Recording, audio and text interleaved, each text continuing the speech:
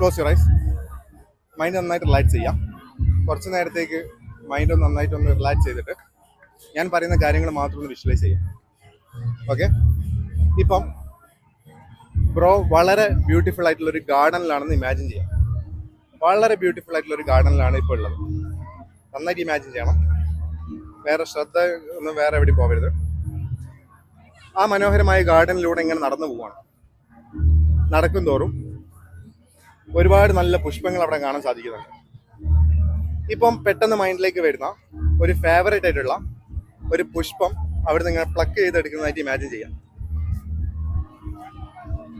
ഇപ്പം ഒരു ഫ്ലവർ മൈൻഡിലുണ്ട്, ഒരു ഫ്ലവർ പ്ലക്ക് ചെയ്തെടുത്തിട്ടുണ്ട്.